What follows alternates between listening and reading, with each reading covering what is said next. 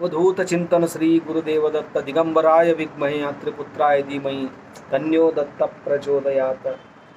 ಎಲ್ಲ ದತ್ತಾತ್ರೇಯ ಸ್ವಾಮಿ ಭಕ್ತಾದಿಗಳಿಗೂ ನಿಮ್ಮನೆ ಹುಡುಗ ಸಂತೋಷ್ ಪತಂಗೆ ಮಾಡುವ ನಮಸ್ಕಾರಗಳು.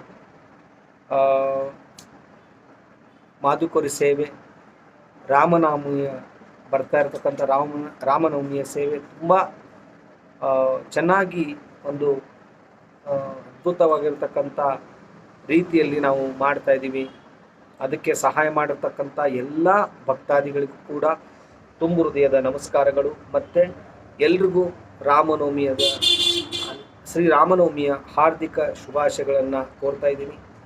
ಮತ್ತು ನಾವು ಕಲೆಕ್ಷನ್ ಮಾಡೋದಕ್ಕೆ ಹೋದಾಗ ಒಂದು ಘಟನೆ ನಡೀತು. ಆ ಘಟನೆ ಏನು ಅಂತ ಇದರ ಒಂದು ನನ್ನ ಮೊಬೈಲ್ ಪ್ರಾಬ್ಲಮ್ ಇರೋದ್ರಿಂದ ಈ ಥರ ಕಟ್ ವಿಡಿಯೋ ಮಾಡಿ ಜಾಯಿಂಟ್ ಮಾಡಿ ಹಾಕ್ತಾಯಿದ್ದೀನಿ. ದಯಮಾಡಿ ಕ್ಷಮೆ ಇರಲಿ. ಬನ್ನಿ, ನೀವು ಅದು ಯಾವ ಥರ ಇದೆ ವಿಡಿಯೋ ಅನ್ನೋದನ್ನು ನೋಡ್ಕೊಂಬನ್ನಿ. ಅವಧೂತ ಚಿಂತನ ಶ್ರೀ ಗುರುದೇವದತ್ತ ದಿಗಂಬರಾಯ ವಿದ್ಮಹೇ ಅತ್ರಿಪುತ್ರಾಯ ಧೀಮಹಿ ತನ್ಯೋ ದತ್ತ ಪ್ರಚೋದಯಾತ.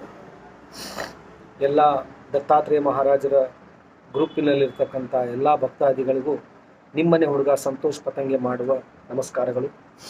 ಇವತ್ತು ಒಂದು ಅದ್ಭುತವಾಗಿರ್ತಕ್ಕಂಥ ಎರಡು ಮಾತನ್ನು ನಾನು ಹೇಳೋಕ್ಕೆ ಇಷ್ಟಪಡ್ತಾ ಇದ್ದೀನಿ. ಸೊ ಈ ಮಾತು ಹೇಳೋಕ್ಕಿಂತ ಮುಂಚಿತವಾಗಿ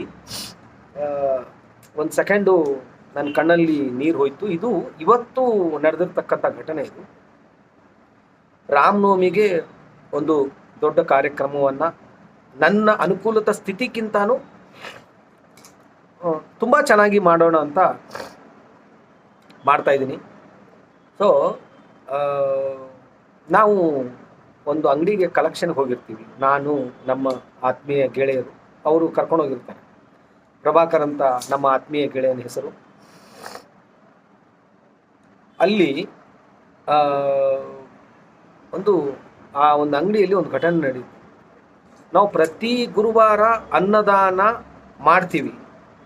ಸೊ ಆ ಅನ್ನದಾನಕ್ಕೆ ಯಾವತ್ತೋ ಒಂದು ದಿವಸ, ಅಂದರೆ ಪ್ರತಿ ಗುರುವಾರನೂ ಆ ಯಮ್ಮ ಬರ್ತಾರೆ, ಪ್ರಸಾದ ತೊಗೊಂಡು ಹೋಗ್ತಾರೆ. ಅವ್ರ ಅಂಗಡಿಗೆ ನಾನು ಕಲೆಕ್ಷನ್ ಹೋದಾಗ ಅವ್ರ ಯಜಮಾನ್ರಿಗೆ ಇವರು ಹೇಳ್ತಾರೆ, ಅಂದರೆ ಆ ಅಂಗಡಿ ಓನರ್ಗೆ ಆ ಯಮ್ಮ ಹೇಳೋದೇನು ಅಂದರೆ, ಸರ್ ಇವರು ಯಾರು ಅಂತ ಗೊತ್ತಿಲ್ಲ, ಆದರೆ ಪ್ರತಿ ಗುರುವಾರ ನನಗೆ ಹೊಟ್ಟೆ ತುಂಬ ಊಟ ಹಾಕ್ತಾರೆ, ಭಗವಂತ ಇವರನ್ನ ಚೆನ್ನಾಗಿಟ್ಟಿರಲಿ ಅಂಥೇಳಿ ಅಂದಾಗ ನಿಜವಾಗಿಯೂ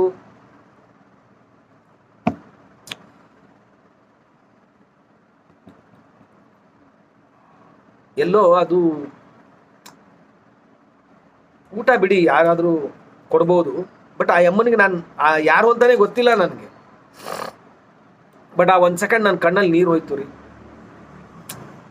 ಏನೋ ಅಂತ ಸ್ಟಾರ್ಟ್ ಮಾಡಿರ್ತಕ್ಕಂಥ ಇದೊಂದು ಮಾದುಕರಿ ಸೇವೆ. ನಾನು ಐ ಆಮ್ ನಾಟ್ ಎಕ್ಸ್ಪೆಕ್ಟೇಷನ್, ನಾನು ಎಕ್ಸ್ಪೆಕ್ಟೇಷನ್ ಇಟ್ಕೊಂಡು ಇದನ್ನು ಮಾಡಿದ್ದಲ್ಲ. ಇದು ನನ್ನ ಕಣ್ಣಲ್ಲಿ ನಿಜವಾಗಿಯೂ ಈ ಕ್ಷಣನೂ ನೀರು ಬರುತ್ತೆ.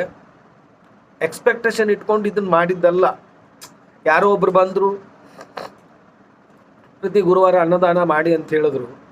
ಬಟ್ 20 ಜನರಿಂದ ಸ್ಟಾರ್ಟ್ ಮಾಡಿರ್ತಕ್ಕಂಥ ಅನ್ನದಾನ ಇವತ್ತು 120 ಜನ ಊಟ ಮಾಡ್ತಾ ಇದ್ದಾರೆ. ನಿಜವಾಗಿಯೂ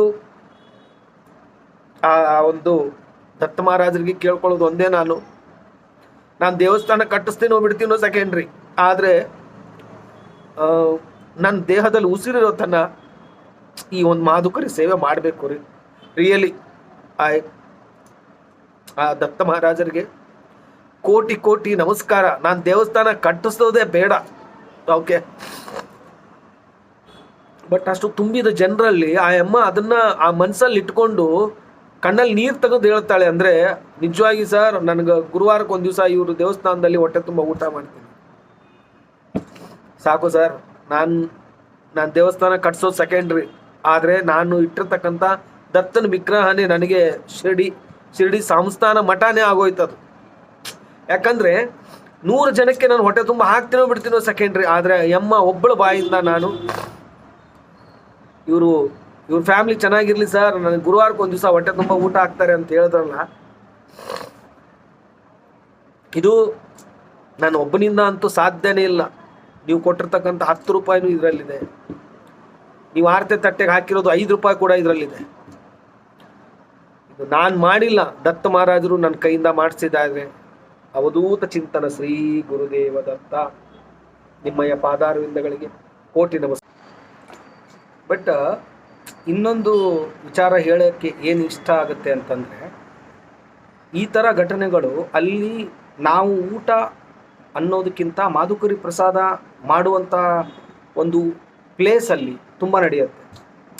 ಅದನ್ನು ತುಂಬ ಹತ್ತಿರದಿಂದ ನಾನು ಪ್ರತಿ ಗುರುವಾರ ನಾನು ನೋಡ್ತೀನಿ. ಅದನ್ನು ನಾವು ಸುಮಾರು 1 ಅವರ್ ಆಗುತ್ತೆ ಅದು, ಆ ಒಂದು ಮಾಧುಕರಿ ಸೇವೆ. ಅದನ್ನು ಕಂಪ್ಲೀಟಾಗಿ ಅಪ್ಲೋಡ್ ಮಾಡೋಕ್ಕಾಗಲ್ಲ. ಫಸ್ಟು ಒಂದು 5 ನಿಮಿಷ ವೀಡಿಯೋ ಮಾಡ್ಬೋದು. ಇಲ್ಲ ಅಂತಂದರೆ ಜನ ಏನು ತಿಳ್ಕೊತಾರೆ ಅಂತಂದರೆ, ಇವರು ವೀಡಿಯೋ ಮಾಡೋದಕ್ಕೆ ಅನ್ನದಾನ ಮಾಡ್ತಾರೆ ಅಂತೇಳಿ ಜನ ತಿಳ್ಕೊತಾರೆ. ಇರಲಿ, ಹಾಗೂ ತಿಳ್ಕೊಳ್ಳೋರು ಇದ್ದಾರೆ.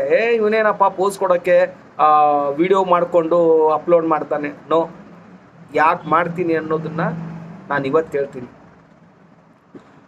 ಭಕ್ತಾದಿಗಳು ಕೊಡ್ತಿರ್ತಕ್ಕಂಥ ದುಡ್ಡು ಸದುಪಯೋಗ ಆಗ್ತಾ ಇದೆ ಅನ್ನೋದು ಭಕ್ತಾದಿಗಳಿಗೆ ಗೊತ್ತಾಗಬೇಕು. ಓಕೆ, ನೀವು ಗಮನಿಸಿರ್ಬೋದು, ಒಂದು ದಿವಸ 1 ವಾರ ಪ್ಯಾಂಟ್ ಶರ್ಟ್ ಹಾಕೊಂಡಿರ್ತೀನಿ, ಇನ್ನೊಂದು ವಾರ ಪಂಚೆ ಉಟ್ಕೊಂಡಿರ್ತೀನಿ. ಅದು ಯಾಕೆ ಅಂತಂದರೆ ಅವ್ರು ತಿಳ್ಕೊಬಾರ್ದು ಎಲ್ಲ ಓಲ್ಡ್ ವಿಡಿಯೋನ ಇದು ಅಪ್ಲೋಡ್ ಮಾಡಿರೋದು. ಯಾಕಂದರೆ ಎಲ್ಲ ತರಹದ ಜನರನ್ನ ನಾನು ನೋಡ್ಬಿಟ್ಟಿದ್ದೀನಿ. ಎಲ್ಲ ತರಹದ ಜನರನ್ನು ನಾನು ನೋಡ್ಬಿಟ್ಟಿದ್ದೀನಿ, ಆ ಮಾತುಗಳನ್ನು ಕೇಳಿಸ್ಕೊಂಡಿದ್ದೀನಿ. ಸೊ ಎಲ್ಲೂ ಕೂಡ ಅವರಿಗೆ ಸಂಶಯ ಬಂದಿರಬಾರ್ದು. ಈಗ ನೋಡಿ, ಇನ್ನೊಂದು ಏನು ಗೊತ್ತಾ, ಇನ್ನು ಮುಂದೆ ಅನ್ನದಾನಕ್ಕೆ ನನ್ನ ಸ್ಕ್ಯಾನರ್ ಇರಲ್ಲ. ಎದೆ ತಟ್ಕೊಂಡು ಹೇಳ್ತೀನಿ ನಾನು, ಮನೋಕಾಮನ ದತ್ತ ಮಂದಿರದ ಟ್ರಸ್ಟ್ ಸ್ಕ್ಯಾನರೇ ಇರುತ್ತೆ. So I am fully safe. ಆ ದುಡ್ಡು ಡೈರೆಕ್ಟಾಗಿ ಟ್ರಸ್ಟಿಗೆ ಹೋಗುತ್ತೆ.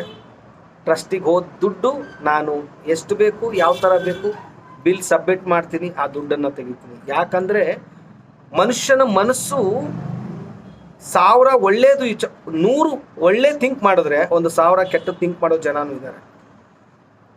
ಅದಕ್ಕೇನೆ. ಬಟ್ ಇನ್ನೊಂದು ಒಂದು ಚಿಕ್ಕದಾಗಿ ಇದರಲ್ಲಿ ಹೇಳ್ತೀನಿ. ಸೊ ಇಲ್ಲಿ ಏನಾಗಿತ್ತು ಅಂದರೆ, ಒಂದು ಅವತ್ತಿಂದ ಹಿಡಿದು ಇವತ್ತಿನವರೆಗೂ ಒಬ್ಬ ಎಮ್ಮ ಅಂದರೆ ಹಿಂದಿ ಮಾತಾಡ್ತಾರೆ ಅವರು. ಪಾಪ ಈ ಡೋಲ್ ಬಾರ್ಸೋರು ಅಂತಾರೆ ನಮ್ಮ ಕಡೆ ಗಂಗಾನಗರಲ್ಲಿ. ಅವ್ರು ಏನು ಮಾಡ್ತಾಯಿದ್ರು, ಆ ಎಮ್ಮ ಅವ್ರ ಗಂಡನ್ನ 1 ಸಾರಿ ಕಳಿಸೋರು, ಅವ್ರು 1 ಸಾರಿ ಬರೋರು, ಅವ್ರ ಮಕ್ಕಳನ್ನ 2 ಸಾರಿ ಕಳಿಸೋರು. ಇದೆಲ್ಲ ಗಮನಿಸಿದೆ ನಾನು. ಗಮನಿಸಿ ಆ ಎಮ್ಮನ ಕೇಳಿದೆ, ಅಲ್ಲಮ್ಮ ನನಗೆ ಗೊತ್ತು ಅವ್ರು ನಿಮ್ಮ ಯಜಮಾನ್ರು, ಇವ್ರು ನಿಮ್ಮ ಮಕ್ಕಳು ಅಂತ. ಬಟ್ ಇದು ಪ್ರಸಾದ, ಇಲ್ಲಿ ಯಾಕೆ ಪ್ರಸಾದ ಅಂತ ಬರುತ್ತೆ ಅಂತಂದರೆ, ನಾವು ಕೂಡ ನಮ್ಮ ಬಜೆಟಲ್ಲಿ ಏನಿರುತ್ತೋ ಅಷ್ಟೇ ಬಜೆಟಲ್ಲಿ ಕೂಡ ನಾವು ಪ್ರಸಾದ ಮಾಡಬೇಕಾಗುತ್ತೆ. ನಮ್ಮ ಬಜೆಟ್, ನಮ್ಮ ಪರಿಸ್ಥಿತಿ ನಾವು ನೋಡ್ಕೋಬೇಕಲ್ವ. ನಮ್ಮ ಹತ್ರ ಇದ್ದರೆ ತಾನೇ ನಾವು ಕೊಡೋದಕ್ಕೆ ಸಾಧ್ಯ. ಇದು ಮೇನ್ ಪಾಯಿಂಟ್ ಇಲ್ಲಿ ಬಂದಿರೋದು. ಓಕೆ, ಆ ಅಮ್ಮ ಏನಂದ್ಲು ಅಂದರೆ, ನನಗೆ ಆ ಕ್ಷಣನೂ ಕೂಡ ತುಂಬ ನೋವಾಯಿತು. ಅವ್ರು ಏನಂದ್ರು ಅಂದರೆ, ಇಲ್ಲ ಸಂತೋಷಣ, ಒಂದೊಂದು ಸಾರಿ ಕೆಲಸ ಇರುತ್ತೆ, ಒಂದೊಂದು ಸಾರಿ ಕೆಲಸ ಇರಲ್ಲ, ಸಿಚುವೇಶನ್ ಹಿಂಗೆ ಇರುತ್ತೆ ಅಂತ ಹಿಂಗೆ ಇರಲ್ಲ. ಬಟ್ ಆ ಅಮ್ಮ ಹೇಳಿರೋದು ಇದನ್ನು ಪೂರ್ತಿ ಹಿಂದಿಯಲ್ಲಿ. ನೀವು ಕೊಟ್ಟಿರ್ತಕ್ಕಂಥ ಅನ್ನ ನಾವು ಬೆಳಗ್ಗೆ ಇಲ್ಲಿ ಊಟ ಮಾಡಿ ಸಾಯಂಕಾಲ ಅದನ್ನು ಬಿಸಿ ಮಾಡ್ಕೊಂಡು ತಿಂತೀವಿ. ಬಟ್ ಅದು ಆ ಮಾತು, ಅದನ್ನು ಅವರು ಹೊಟ್ಟೆ ತುಂಬ ಊಟ ಮಾಡುವಂಥ ರೀತಿ ಸುಮಾರು ಜನ ನಾನು ನೋಡ್ಬಿಟ್ಟಿದ್ದೀನಿ ರೀ. ನಾನು ಸುಮಾರು 24ನೇ ವಾರ ಯಶಸ್ವಿಯಾಗಿ ಮಾಧುಕರಿ ಸೇವೆ ಪ್ರಾರಂಭ ಆಗಿರೋದು ನಾನು ನೋಡ್ಬಿಟ್ಟಿದ್ದೀನಿ.